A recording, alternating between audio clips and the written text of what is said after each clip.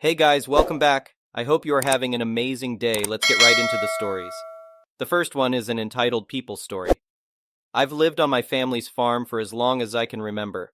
My great-grandfather bought the land over a century ago and it's been passed down ever since. I love this place more than anything. The rolling fields, the big red barn, the animals it quote s home. A few years back, a new neighbor moved in right next door. At first, Karen seemed nice enough. She waved politely whenever we saw each other, but it didn't take long for her true colors to show. The first sign of trouble happened about a month after Karen moved in. I was out baling hay when I noticed a four-wheeler zipping through my back pasture. I didn't think much of it at the time. I figured it was just some local kids messing around. But the next day I saw it again, and the day after that. It took me a week to finally catch the driver in the act. And wouldn't you know it, it was Karen. I marched right over to the fence and waved my arms. "Hey, you're on my property," I shouted. Karen spun her ATV around and rolled up next to me. "Oh, hi, neighbor," she said cheerfully, like she hadn't been trespassing at all. "I was just taking the scenic route home." I frowned. "The scenic route? This is my field. You can't just drive through here whenever you want." Karen laughed. "Don't be silly, I'm not hurting anything, just enjoying the countryside." And with that, she sped off, leaving me fuming in her dust. I hoped that would be the end of it, but sadly it was only the beginning. After that first confrontation, Karen started riding her ATV through my fields every single day. And I mean every day. Morning, noon, and night, she'd be out there kicking up dirt. She had zero regard for the damage she was causing. Huge ruts formed wherever she drove that four-wheeler. It totally wrecked one of my hayfields. Again and again I asked her to stop. I even put up no trespassing signs along the fence line, but Karen completely ignored them. If anything, I think my complaints just encouraged her to trespass more. One morning I'd had enough. I watched from my porch as Karen zoomed through the south pasture. That was the last straw. I jumped in my truck and followed her route along the dirt road that borders my property. I figured if I drove behind her slowly, she'd get annoyed and leave. But as soon as Karen noticed me, she slammed on the brakes. I stopped about 20 feet back from her ATV. "What do you think you're doing?" Karen shrieked at me. "Get off my property!" I shook my head in disbelief. "Your property? This is my land." Karen's face turned red with anger. "How dare you trespass on my road? I'm calling the sheriff." Before I could respond, she pulled out her cell phone and dialed 911. I sat there completely stunned while Karen launched into a huge sob story about how I'd chased her down the road and threatened her. Total nonsense. Soon enough, a deputy arrived. I tried to explain the situation calmly, but Karen kept screaming that I was harassing her. No matter what I said, she wouldn't back down. Finally, the deputy got fed up. He told Karen that the road was public access and that I had every right to drive there. Then he warned her to stop trespassing on my fields, or she'd face charges. Karen stormed off in a huff, leaving me with the deputy. He was really understanding and even gave me his card in case she caused more problems. I thanked him profusely before he left. For a few days after that, Karen stayed off my land. But sure enough, by the end of the week, she was back to her old tricks. Her reckless ATV driving infuriated me. But I knew if I confronted her again, she'd just call the law on me. I decided to try a different approach. I set up a video camera at the edge of my wheat field and left it recording all day. The very next morning, I caught Karen red-handed tearing up the field. Her ATV was unmistakable on the footage. Armed with video evidence, I marched over to Karen's house and pounded on the door. She answered in her bathrobe, coffee mug in hand. "What do you want?" she sneered. "I want you to stop trespassing on my farm," I said firmly. "Take a look." I held up my phone and showed her the video of her riding through my wheat. Karen's smug expression faded. She stammered excuses, but I shut her down.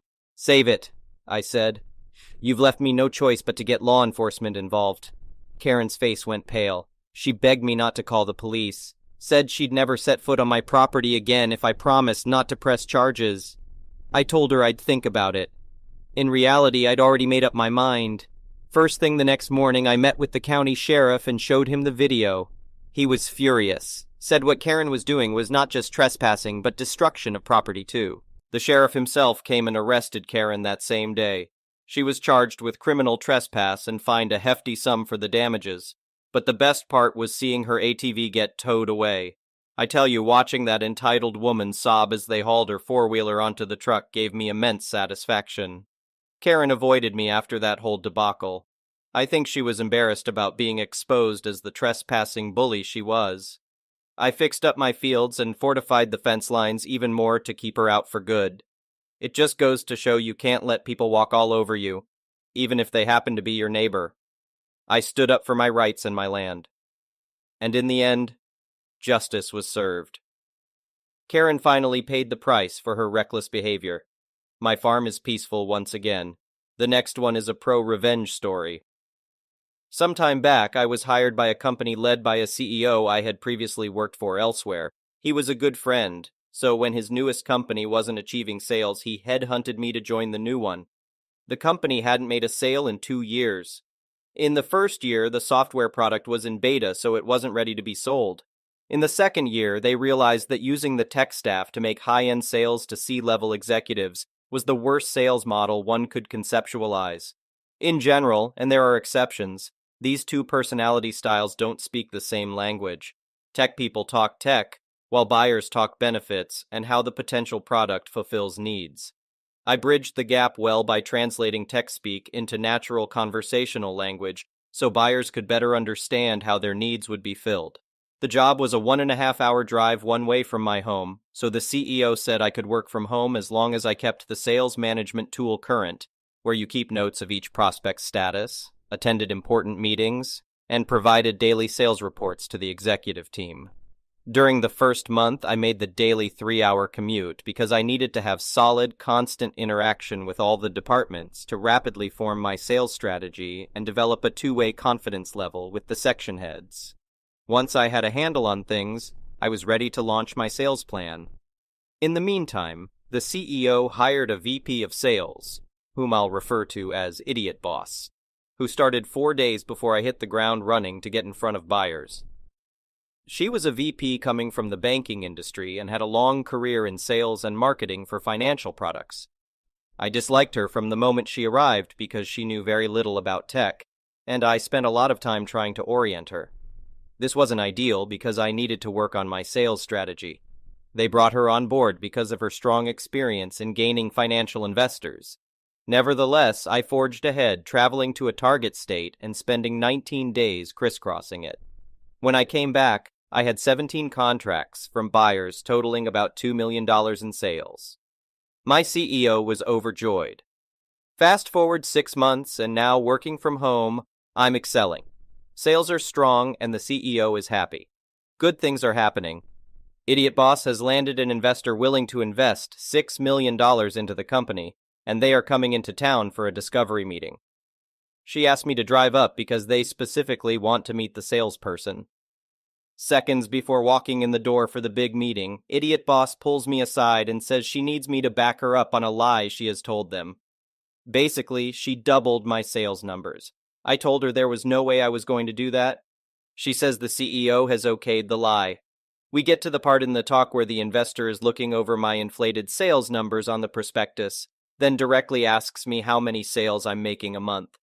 Idiot Boss is behind him, waving her arms, but I was having none of it and answered truthfully. He looks askance at the document which has the false number listed while she's giving me the stink eye behind him. No one says a word. Dead silence. I ask to see the document, and fates have aligned, allowing me to solve the dilemma. I explain the first two numbers were transposed. They correlated well to my real sales versus inflated sales if you flip-flopped the first two digits. The potential investor is satisfied, and we move on. Switch gears.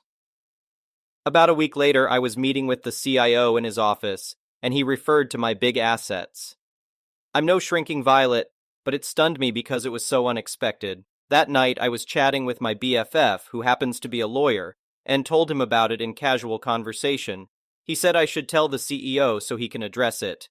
Thinking along smart business practices, I decide to tell Idiot Boss, to whom I directly report as proper protocol since we don't have an HR department yet. A side note. I also reported directly to the CIO as a boss since my role was a muddy mix of sales and tech. 2 days later, I check in with him, and the CEO still hadn't talked to the CIO because the investors were in town. I gently push him to get it done and casually mention my best friend, who happens to be a lawyer, was the one who urged me to tell him because any good CEO would want to know about it.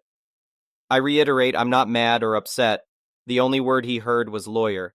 He went crazy that I was bringing a lawyer into the mix. Now, this guy was my good friend. We'd worked together at 2 companies for years. I calmed him down, or so I thought, explaining that I only wanted him to talk to the CIO. I also told him I hadn't brought a lawyer into it, that I had been innocently chatting with my BFF, who just happens to be a criminal defense attorney. He seemed okay, and we hung up. The next day, I'm working as usual, and I get a call from an attorney who explains the company has hired her regarding my sexual harassment claim. I'm flummoxed and adamantly told her that was not the case, that I had no claim against the company. She said otherwise. And that's when everything changed. Dramatically. The CEO was furious with me for bringing this on when investors were looking at us. His reaction set the tone which filtered down. The company began to retaliate against me. Idiot boss now made it her mission to make my life hell, forgetting to tell me about important meetings I was supposed to attend, freezing me out when I was in the office, telling me I could no longer even speak to the CIO, a problem since I'm selling a multi-million-dollar tech product needing his input, and I directly reported to him as my other boss, denying me a long-planned, approved vacation, basically anything she could devise to screw me over. She was gleefully working it. Coinciding with this was a serious health problem I developed, ultimately requiring surgery. My illness had no impact on my work as I was able to work from home, which made things easier on me health-wise. Idiot boss then decided that I needed to come to the office every day despite a 3-hour round-trip commute. Now I know you're thinking, why didn't I just leave? Get another job somewhere else? I needed the health insurance. There was no way to secure another job fast enough, and I had a complex surgery scheduled requiring 3 surgeons for my procedure. My doctor gave me a note for them which released me from having to make the daily commute so I could continue to work at home. As long as my work didn't suffer, they legally couldn't force me to commute, especially since working from home was a part of my employment contract from the outset. The night before my surgery, Idiot Boss calls to tell me they've canceled my health insurance. After hanging up with Idiot Boss, I collapsed on the floor in a faint. I was so sick and mentally exhausted from all the stress. The next morning, the CEO frantically calls asking to talk to me. My mom refuses to let him. I'm on official leave as of that morning, and we're heading to the hospital. CEO had told their lawyer about canceling my health insurance, and she chewed him a new one, telling him it was illegal. They immediately reinstated my insurance. In the 2 weeks I was out, my mom had found a lawyer for me as it was clear shenanigans were going on. I still needed them as an employer because I was in no shape to rigorously job hunt while recovering. Turns out all the nonsense they were doing to me is illegal. Companies aren't allowed to retaliate against employees when they report nefarious acts against them. I met with my new lawyer, who said I had an excellent claim for retaliation and took me on. He said I had to continue working there while he did his thing to stay within protocol while he filed the EEOC claim. Now it's time for me to return to work. The company had planned, during my absence, and Idiot Boss refused to tell me where, so I couldn't come back to work.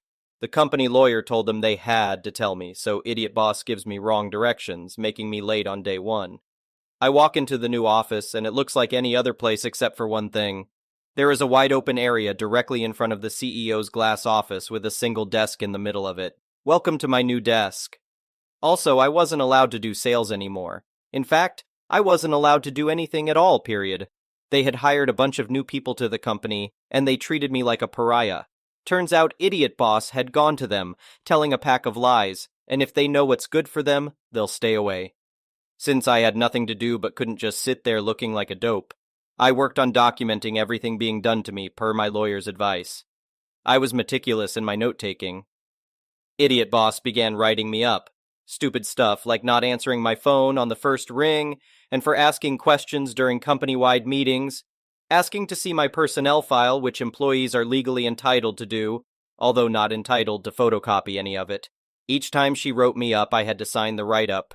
There was a space for me to reply to it, so I consistently wrote, "I do not agree with this assessment." It infuriated her so much she wrote me up again for writing the statement that I didn't agree with it. There were several instances where she called me into her office and literally began screaming at me loudly and enthusiastically. I wouldn't engage, though. My standard answer to everything was okay, which made her apoplectic. At one point, she was inches from my face, screaming, her face beet red, and I just sat there with a dreamy expression, envisioning her blowing a vein in her head and stroking out. I infuriated her with my equanimity. Still and all, I was in it to win it at this point. It didn't matter what new humiliation they dished out.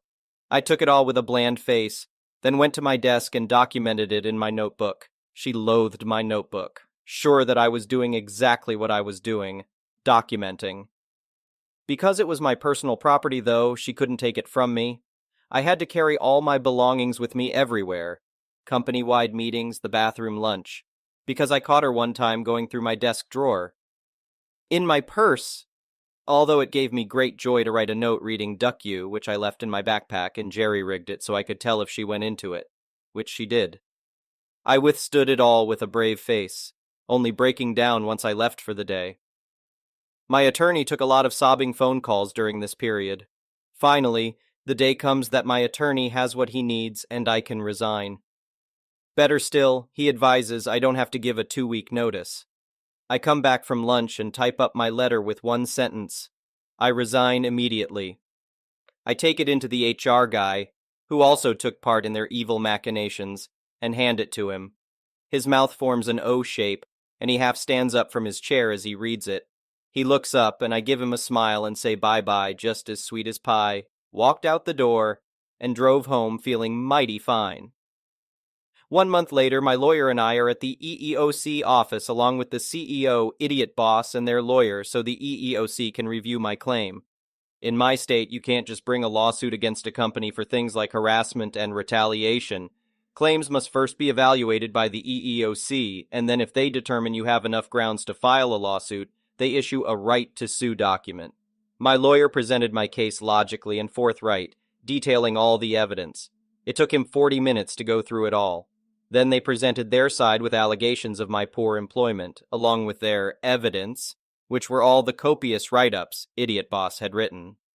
The EEOC asked about the timeline of the write-ups, inquiring if they were before or after my claim occurred. Idiot Boss, wearing a smug, self-satisfied smile, stated they were all prior to my claim as noted by the dates on each document. The EEOC lady looks at my lawyer looks at me. I look at Idiot Boss, then serenely pull out my photocopies of the documents. While handing them to the EEOC lady, Idiot Boss barks, "She's not supposed to have those, they're company property." I show the EEOC lady that the dates have clearly been altered by Idiot Boss. She had made copies with the dates blanked out, then backdated them. You see, whenever she wrote me up, I had to take the document personally to the CEO to put in my personnel file. Along the way, though, I stopped at the copier and took copies. She never knew I was doing this. You could have heard a pin drop. EEOC lady reviews the copies, then slowly sets them on the table. She didn't say a thing for a long time, then she spoke. I can remember her words exactly to this day. I've seen a lot of ill treatment and illegal undertakings by both employees and employers, including forged or altered documents, but I have never seen someone so incredibly stupid to present documents this easily disproved. Not only are employees entitled to receive and keep a copy of formal write-ups, but reading these ridiculous allegations, it's obvious you are trying to manufacture your case. She went on to say I had a clear case for a lawsuit and moreover I would win it. She recommended their side go in another room and determine a settlement amount to pay me immediately or risk the lawsuit. They went to a nearby office and I could hear the lawyer dressing them down. Words I heard included, lied to me, lied to EEOC, presenting false documents, broke so many laws, figure out a number big enough to pay her so this doesn't go to court because you will lose. They came back with a $50,000 offer, which we accepted. My lawyer and I left, then did a touchdown dance in the parking lot. Looking up at the EEOC window, I could see Idiot Boss in the window looking miserable and crying. She had just been fired. That was my year one revenge. I'm not a hateful person. I get mad and get over it. But, for Idiot Boss, I nurtured hatred and vowed to one day get revenge. So I kept tabs on her and discovered she opened a finance marketing company after she was fired. Then I waited a year before exacting my petty delight. For the past 18 years, I've executed a wonderful, soul-refreshing project. Each year I go to her website and write down all the work email addresses and phone numbers for the employees. Then I subscribe them all to get more information from places like online schools, online insurance companies, all those aggressive organizations that keep your contact information longer than a gypsy curse while trying to sell you stuff. The last few years, I've subscribed them to an email bomb service where the service takes the address and instantly subscribes it to thousands of newsletters, requests for more information feeds, and other online buyers of email addresses for marketing services. I tested it with a burner email, and it wreaks havoc on your inbox with thousands of emails received within seconds, and they never stop. You literally have to close down the email because it can't be salvaged. Each year when I go to collect the contact information, all the emails have been changed to new ones. Last year, my cousin took a job in the same building. I enlisted her help, and she made it a point to befriend a receptionist working for Idiot Boss. After executing my yearly plan, my cousin went to lunch with her. The receptionist was in a foul mood and explained the entire organization was in disarray because IT had to redo all the emails again. It keeps happening over and over and nobody can figure out why. She said the owner, Idiot Boss, has had to get her cell phone number replaced 3 times because of all the texts and phone calls she gets whenever it happens again. Sometimes, Idiot Boss would have her phone number on the website, which I duly subscribed to everything under the sun. The best part for me was hearing how she lost a mega client because they felt the company was in too much turmoil so often. The thought of this keeps me warm and cozy at night, and I sleep so very, very well. Thank you for watching. I would really appreciate it if you could like the video and subscribe to our channel if you haven't already.